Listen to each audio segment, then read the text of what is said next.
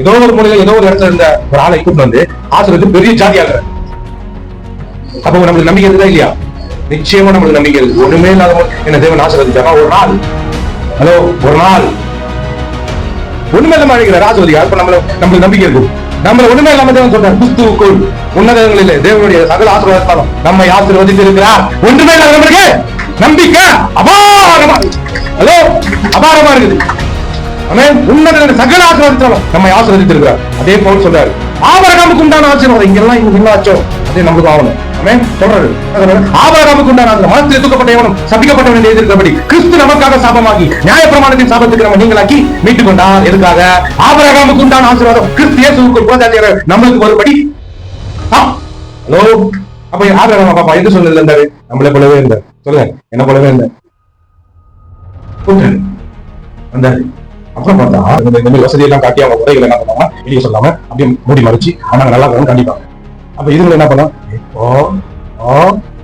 அவருக்கு என்ன குறைச்சல்? நம்ம பாத்தீங்கன்னா அவருக்கு நம்பி கொடுக்கலாங்க. பொண்ணு யாருங்க நம்பி கொடுக்கலாங்க? கொடுங்க, நல்லா கொடுங்க, நல்லா கொடுங்க, கொடுங்க.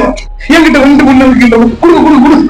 அப்ப வசதியான ஆளுதான் கொடுப்பாங்க, நல்ல மனசுல பார்க்க மாட்டேன்.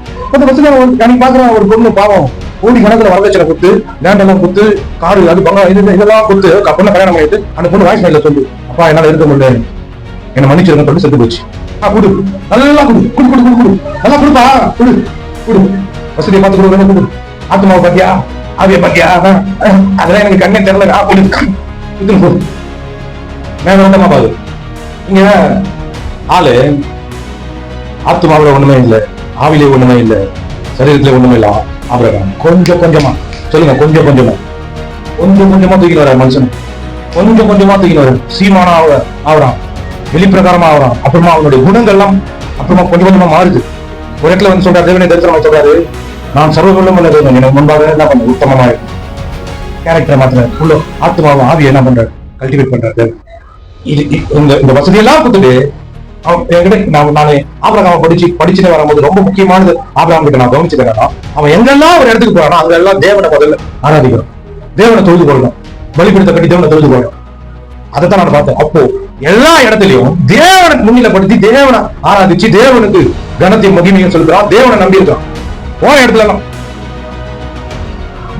அவன் கண்டுபிடிச்சிட்டான், இவருதான் என்ன ஆசீர்வதிக்கிறாங்க, இவராலதான் இந்த உலகத்தை என்ன பண்ண முடியும், ஜெயிக்க முடியும், இவராலதான் நான் வந்து நல்லா வாழ முடியும். நல்லா தெரியுங்க, எங்க போனா தேவனை உயர்த்தான். அது சூப்பரான காரியம். இப்ப இந்த ஆசீர்வாதம்ன்றது அந்த வார்த்தையை வந்து சொல்லுங்க.